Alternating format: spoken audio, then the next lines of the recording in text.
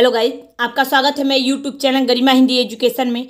जैसा कि हम लोग रोजाना आरओ के एग्जाम में पूछे जाने वाले कुछ महत्वपूर्ण प्रश्नों को हल करते हैं। आज हम जो क्वेश्चन हल करेंगे वो क्वेश्चन हमारा वाक्यांश के लिए एक शब्द से संबंधित प्रश्न है। आज का जो हमारा पहला क्वेश्चन है वो है, नीतिज्ञ के लिए एक वाक्य है। हमें बताना है नीतिज्ञ शब्द के लिए एक वाक्य क्या होगा। नगर में रहने वाला, मनन करने वाला, या जिसका चित्त एक विषय में हो, या फिर जो नीतिवान हो।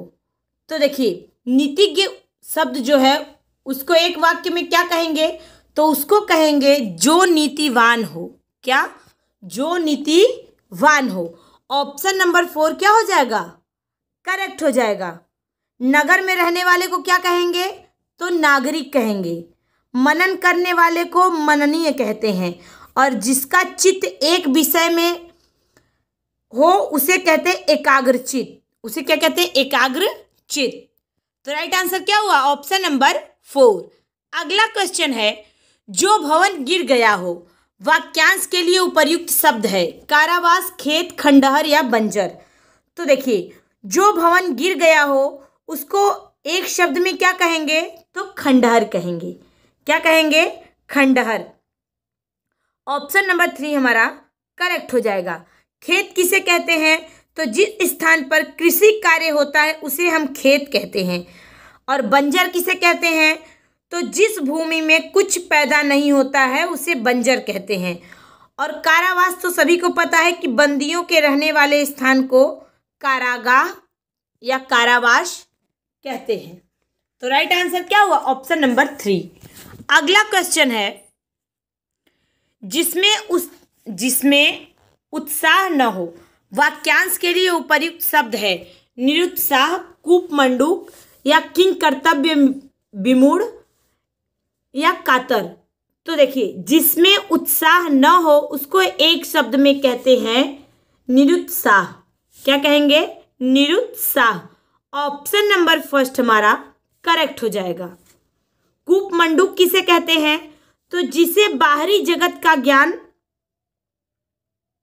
न हो उसे कूपमंडूक कहते हैं। किंग कर्तव्य विमूढ़ किसे कहते हैं, तो जिसे यह न सूझे कि क्या करें और क्या ना करें उसे कहते हैं किंग कर्तव्य विमूढ़। और कातर उसे कहते हैं जो भय से घबराया हो उसे कातर कहते हैं। तो राइट आंसर क्या हुआ? Option number 1। अगला क्वेश्चन है, जिसे बाहरी जगत का ज्ञान न हो। वाक्यांश के लिए एक शब्द है कूपमंडूक, अल्पज्ञ, अकिंचन या मंथर। तो देखिए, अभी हमने बताया कि जिसे बाहरी जगत का ज्ञान न हो उसे कूपमंडूक कहते हैं। ये क्वेश्चन मैंने अलग से इसलिए लिया है क्योंकि ये क्वेश्चन हमारा 2 से 3 बार एग्जाम में पूछा जा चुका है, और ऐसे ही क्वेश्चन क्या होता है, गलत हो जाते हैं। इसीलिए जिसे बाहरी जगत का ज्ञान न हो उसे एक शब्द में कहते हैं कूपमंडूक। अगला क्वेश्चन है, खलवाट शब्द किस वाक्य के लिए उपर्युक्त है। वह स्त्री जिसका पति दूसरा विवाह कर ले, या पुत्री का पुत्र, या शिला पर खुदा लेख, या फिर जिसके सिर पर बाल न हो। तो खलवाट उसे कहते हैं जिसके सिर पर बाल न हो। Option number 4 is right answer. वह स्त्री जिसका पति दूसरा विवाह कर लेता है उसे क्या कहते हैं? अध्ययूढ़ा। क्या कहते हैं? अध्ययूढ़ा। और पुत्री का पुत्र होता है उसको कहते हैं दौहित्र। उसको कहते हैं दौहित्र। और शिला पर खुदा लेख को कहते हैं शिला लेख। अगला क्वेश्चन है, कष्ट सहकर होने वाला कार्य के लिए एक शब्द है या सही शब्द है। अभेद्य, दुष्कर, श्रमजीवी या दुर्गम। तो कष्ट सहकर होने वाला कार्य के लिए एक शब्द क्या है? दुष्कर। क्या होगा? दुष्कर। ऑप्शन नंबर 2 हमारा करेक्ट हो जाएगा। अभेद्य किसे कहते हैं, तो जिसे भेदा या तोड़ा न जा सके उसे कहते हैं अभेद्य। और श्रम करने वाले जीव को श्रमजीवी कहते हैं। और जहाँ जाना कठिन हो उसे दुर्गम कहते हैं। अगला क्वेश्चन है, जिसका स्वर्गवास हो गया हो, वाक्यांश के लिए सही शब्द है मृत्यु, मृत्युंजय, दिवंगत या मरणासन। तो जिसका स्वर्गवास हो गया हो उसे एक शब्द में कहते हैं दिवंगत। क्या कहते हैं? दिवंगत। ऑप्शन नंबर 3 करेक्ट हो जाएगा। मृत्युंजय किसे कहते हैं? तो जिसने मृत्यु को जीत लिया हो उसे मृत्युंजय कहते हैं। अगला क्वेश्चन है, जो नभ में चलता है, वाक्यांश के लिए सही शब्द है खेचर, खच्चर, नभोत्पन्न या नभचाली। तो देखिए, जो नभ में चलता है उसको एक शब्द में कहते हैं खेचर। अगर यही ऑप्शन में नभचर होता तो वो भी क्या होता? करेक्ट होता। लेकिन नभचर और खेचर दोनों नभ में चलने वाले को क्या कहते हैं? खेचर या फिर नभचर। तो राइट आंसर क्या हुआ? Option number 1। अगला क्वेश्चन है, भूत, वर्तमान और भविष्य को देखने वाला, वाक्यांश के लिए सही शब्द है भविष्यवक्ता, प्रियदर्शी, समदर्शी या त्रिकालदर्शी। तो देखिए, भूत, वर्तमान और भविष्य को देखने वाले को एक शब्द में क्या कहते हैं? त्रिकालदर्शी। क्या कहते हैं? त्रिकालदर्शी। ऑप्शन नंबर क्या हो जाएगा? 4 हमारा करेक्ट हो जाएगा। भविष्य बताने वाले को क्या कहते हैं? तो उसको कहते हैं भविष्यवक्ता। अप्रिय लगने वाली, देखने में प्रिय लगने वाले चीज को क्या कहते हैं? प्रियदर्शी। सबको समान भाव से देखने वाले को क्या कहते हैं? समदर्शी। अगला क्वेश्चन है, 2 बार जन्म लेने वाला, वाक्यांश के लिए सही शब्द है उद्भिज, स्वयंभू, द्विज या भूमिज। तो देखिए, 2 बार जन्म लेने वाले को एक शब्द में क्या कहेंगे? तो उसको कहेंगे द्विज। क्या कहेंगे? द्विज। ऑप्शन नंबर क्या हो जाएगा? ऑप्शन नंबर 3 हमारा करेक्ट हो जाएगा। 2 बार जन्म लेने वाले को द्विज कहते हैं। उद्भिज किसे कहते हैं? तो पृथ्वी या जो धरती फोड़कर जन्मता हो उसे उद्भिज कहते हैं। अगला क्वेश्चन है, जिसने प्रतिष्ठा प्राप्त कर ली हो, वाक्यांश के लिए सही शब्द है सदाचारी, महत्वाकांक्षी, प्रतिष्ठित या प्रतिवाय। तो देखिए, जिसने प्रतिष्ठा प्राप्त कर ली हो, वाक्यांश के लिए सही शब्द क्या होगा? तो वो होगा प्रतिष्ठित। क्या होगा? प्रतिष्ठित। ऑप्शन नंबर क्या हो जाएगा? 3 करेक्ट हो जाएगा। सदाचारी किसे कहते हैं? तो अच्छा आचरण करने वाले को सदाचारी कहते हैं। अगला क्वेश्चन है, जिसका यश चारों ओर फैला हो, वाक्यांश के लिए सही शब्द है प्रतिष्ठित, यशस्वी, पौरुषेय या महत्वाकांक्षी। तो देखिए, जिसका यश चारों ओर फैल गया हो उसे एक शब्द में क्या कहेंगे? तो उसे कहते हैं यशस्वी। अभी हमने बताया कि जिसने प्रतिष्ठा प्राप्त कर ली हो उसे प्रतिष्ठित कहते हैं। उसे क्या कहते हैं? प्रतिष्ठित। और मनुष्यों के पुरुषार्थ द्वारा रचा गया को कहते हैं पौरुषेय। और जिसकी इच्छाएं बहुत ऊंची हों उसे कहते हैं महत्वाकांक्षी। उसे क्या कहते हैं? महत्वाकांक्षी। अगला क्वेश्चन है, जो क्षमा पाने लायक है, वाक्यांश के लिए सही शब्द है। तो जो क्षमा पाने लायक है उसे कहते हैं क्षम्य, और जो क्षमा पाने लायक नहीं है उसे कहते हैं अक्षम्य। दुर्धर्ष किसे कहते हैं? तो जिसे वश में करना कठिन हो उसे दुर्धर्ष कहते हैं। सर्वमान्य किसे कहते हैं? जो सबको मान्य होए उसे सर्वमान्य कहते हैं।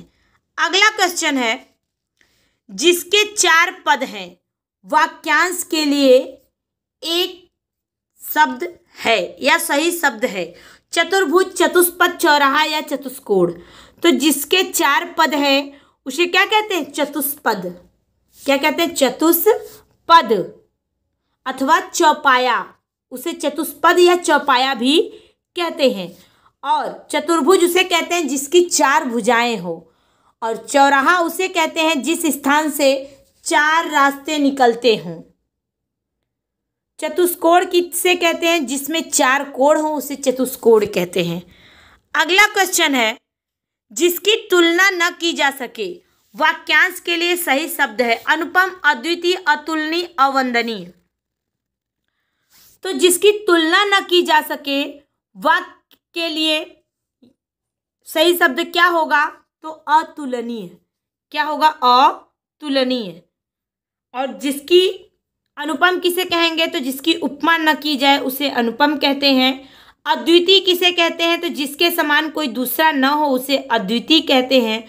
अवंदनीय किसे कहते हैं? तो जो वंदना के योग्य हो उसे अवंदनीय, जो वंदना के योग्य न हो उसे अवंदनीय कहते हैं। और जो वंदना के योग्य हो उसे वंदनीय कहते हैं। अगला क्वेश्चन है, किसी बड़े आदमी के निधन की वार्षिक तिथि को एक शब्द में क्या कहेंगे? या वाक्यांश के लिए सही शब्द है जन्मदिन, जन्मोत्सव, पुण्यतिथि या वार्षिकोत्सव।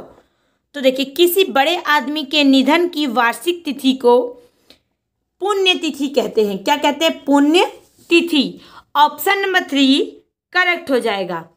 जन्मदिन किसे कहते हैं? तो किसी के जन्म लेने वाले दिन को जन्मदिन कहते हैं। जन्मोत्सव किसे कहते हैं? तो किसी के जन्म के समय होने वाले उत्सव को जन्मोत्सव कहते हैं। और वार्षिकोत्सव किसे कहते हैं? तो वर्ष में मनाए जाने वाले उत्सव को वार्षिकोत्सव कहते हैं। तो राइट आंसर क्या हुआ? Option number 3। अगला क्वेश्चन है, जिसको भूमि के अंदर की जानकारी हो वाक्यांश के लिए सही शब्द है भूधर, भूगर्भवेत्ता या पुराविद या पार्थिव। तो जिसको भूमि के अंदर की जानकारी हो उसे कहते हैं भूगर्भवेत्ता। Option number 2 is right answer. जो भू यानी कि पृथ्वी को धारण करे उसे कहते हैं भूधर। और पृथ्वी से जो संबद्ध है उसे कहते हैं पार्थिव। पुराविद किसे कहते हैं? तो प्राचीन काल का ज्ञाता या प्राचीन काल के ज्ञाता जो थे उनको कहते हैं पुराविद। अगला क्वेश्चन है, जो दान पर चलता हो वाक्यांश के लिए सही शब्द है दान वृत्ति, अकिंचन, अनुदान या आकाश वृत्ति। तो जो दान पे चलता हो उसे कहते हैं दान वृत्ति। क्या कहते हैं? दान वृत्ति। Option number 1 is right answer. जिसके पास कुछ भी ना हो उसे अकिंचन कहते हैं। और आकाश वृत्ति किसे कहते हैं? तो ईश्वर के सहारे अनिश्चित आय वाले व्यक्ति को आकाश वृत्ति कहते हैं। तो राइट आंसर क्या हुआ? Option number 1। अगला क्वेश्चन है, किसी कार्य के लिए दी जाने वाली आर्थिक सहायता वाक्यांश के लिए सही शब्द है अनुदान, तकावी, दक्षिणा या ऋण। तो देखिए, किसी कार्य के लिए दी जाने वाली आर्थिक सहायता को एक शब्द में कहते हैं अनुदान। क्या कहते हैं? अनुदान। तकावी किसे कहते हैं? तो किसानों की सहायता के लिए दिया जाने वाले धन को तकावी कहते हैं। दक्षिणा कैसे कहते हैं? तो भेंट के रूप में नगद दिए जाने वाले धन को दक्षिणा कहते हैं। और ऋण तो सभी को पता है कि जो धन उधार लिया जाता है उसे ऋण कहते हैं। तो राइट आंसर क्या हुआ? Option number 1। आज का लास्ट क्वेश्चन है, बहुत तेज चलने वाला वाक्यांश के लिए सही शब्द है पश्चगामी, द्रुतगामी, शीघ्रगामी या अनुगामी। तो देखिए, बहुत तेज चलने वाला के लिए सही शब्द जो होगा वो क्या होगा? वो होगा द्रुतगामी। क्या होगा? द्रुतगामी। Option number 2 is right answer. पीछे की ओर चलने वाले को कहते हैं पश्चगामी और शीघ्र चलने वाले को कहते हैं शीघ्रगामी। और पीछे पीछे चलने वाले को कहते हैं अनुगामी। तो राइट आंसर क्या हुआ? ऑप्शन नंबर 2, बहुत तेज चलने वाले को द्रुतगामी कहते हैं। तो राइट आंसर क्या हुआ? Option number 2। ये रहा हमारा आज का क्वेश्चन। मुझे उम्मीद है सभी लोग समझ में आया होगा। सभी लोग ध्यान से देखें। Thank you so much.